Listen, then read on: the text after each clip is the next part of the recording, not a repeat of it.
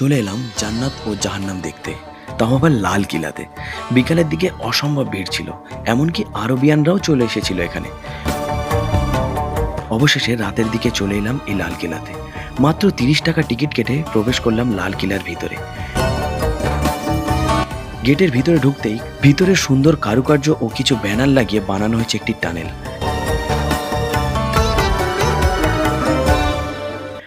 পার করতেই সামনে দেখা পেলাম বাবরি মসজিদের।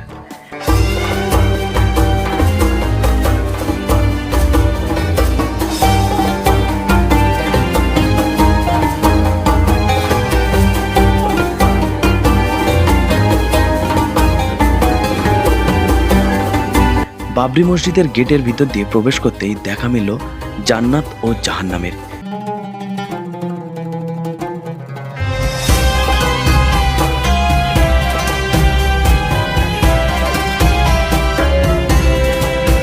কিছু পা এগোতেই দেখতে পেলাম হীরা গুহার সামনে মাকড়সার জাল, সঙ্গে পায়রাটিও আছে।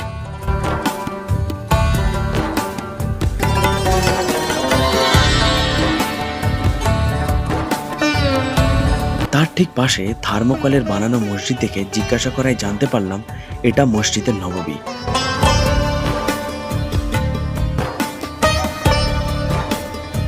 যার সামনে রয়েছে রওজা মুবারক।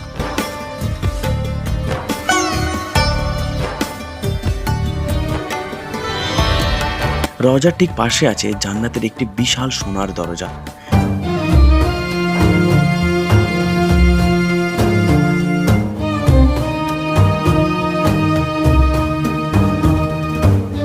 রাত 12টা বাজলেও জান্নাতের সামনে ভিড় কিন্তু খুব একটা কমেনি। কিন্তু সেই জান্নাতের পাশে আবার দেখা পেলাম আফ্রিকার জঙ্গলের।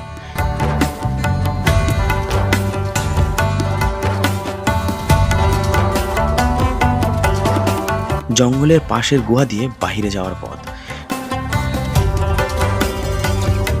গুহাতে ঢুকতেই এক সাপের দেখা। পুরো গুহাতে বাদুড়ের উৎপাত খুব।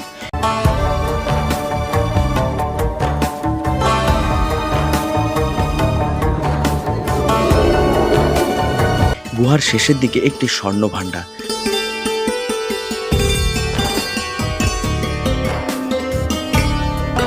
দেখে লোভ লাগলেও কোনো জিনিসে হাত দেওয়ার অনুমতি নাই, তাই ওখান থেকে সোজা বাইরে চলে এলাম। বাইরে এসে দেখলাম মেলা প্রায় শেষের দিকে। আমরা তাই বাড়ির দিকে রওনা হলাম। যারা এখনো এখানে আসেনি, হয়তো এই ভিডিওটি তোমাদের কিছুটা সহযোগিতা করবে। তবে ঈদের সময় এইগুলো ভিড় করে দেখা কি ঠিক, একটু কমেন্ট বক্সে জানিও। ভালো লাগলে পেজটি ফলো করো।